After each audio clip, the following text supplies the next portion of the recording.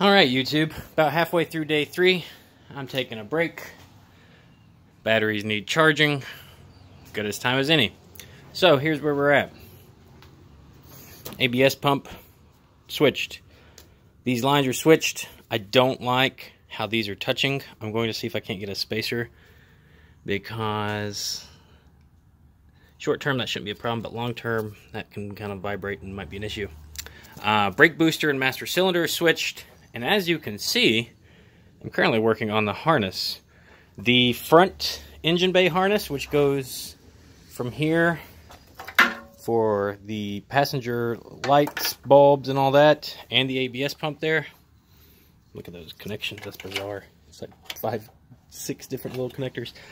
Goes all the way around underneath here,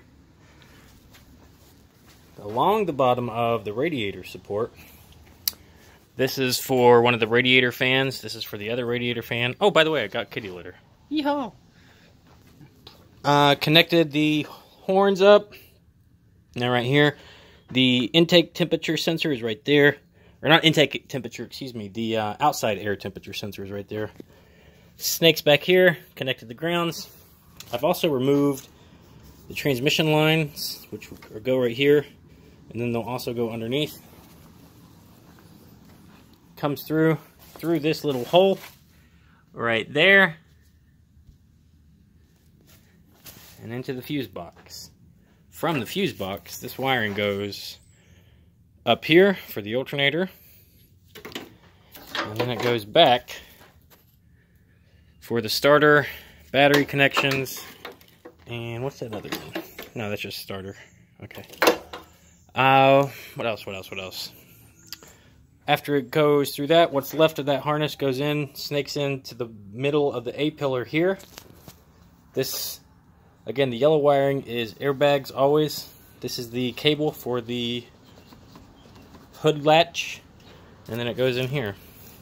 And I've broken a clip or two, but I'm going to replace them as I go.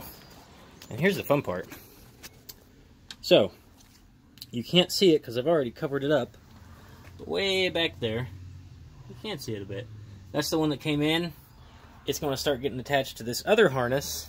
This, oh, it's labeled, but it goes, basically it's this harness that you're looking at right now. Underneath the cluster, underneath the dash beam. It's the one that comes out the firewall.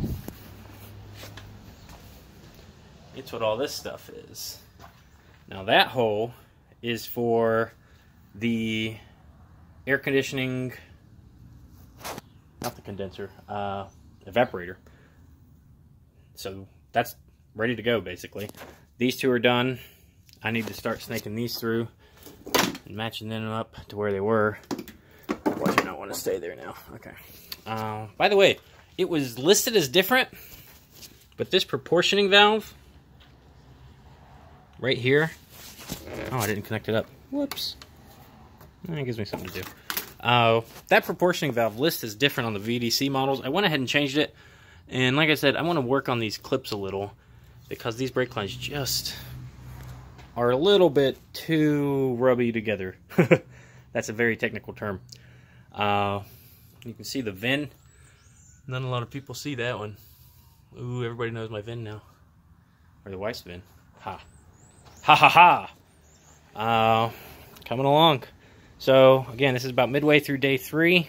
I'd say I put in only about 5 hours Monday and about 6 hours, maybe 7 yesterday.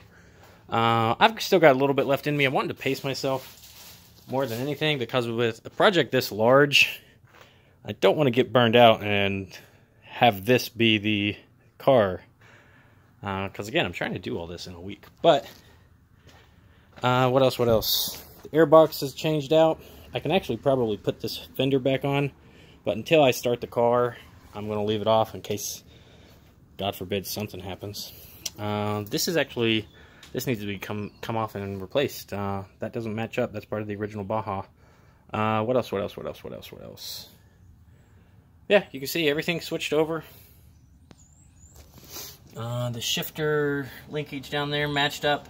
You can see I'm very supportive of that exhaust. I'm hoping that that matches up with the 6-cylinder, and also this flange is a little rough. It looks like somebody bubble gummed it up, but we'll see if we can't use this. It's not the worst thing ever. Actually, the cats look at this, by the way. So the cats look great. A little bit of oil on them, but no complaints. They don't even seem to be rattling. Now, I think what happened is they replaced the cats with new ones because this is the 06. And the 06, it's a little bit rougher. I mean, this is the exposed pipe, but you can see multiple attempts here have been made to keep these heat shields from rattling. And they're still wanting to give it up. So, of course, the good old Subaru. Ooh, it's like an inlay of grease. The Subaru axles always tend to go, or not the axles, but the boots, and they fling grease everywhere, and it looks disgusting, but it works fine otherwise. Keeps it from rusting, which they all do. Get some fluid film, get some sort of rust protection on there. So yeah, 6 minutes in now. I'm trying to think if there's anything else anybody might want to know about while I'm standing here. I haven't switched. I'm going to, but I haven't switched the steering wheel out just yet. No real reason. I think I'm going to keep the beam. I might lose, where is it? I might lose the lighted section. I'm going to have to see. Ooh, remember the VDC? Oh, let's start it. That's odd. It's not starting. Wonder what's wrong with it. Oh, I can't believe you all still watch this. So yeah, putting this back on. Ooh, look at all this stuff. By the way, I have labeled a lot of these.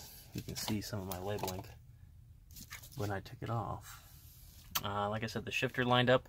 I need to do the under carpet harness, which is kind of something I haven't started on. But I'm hoping the engine goes in tomorrow, and I'm hoping to start it on Friday and have a running car by this weekend. Stay tuned.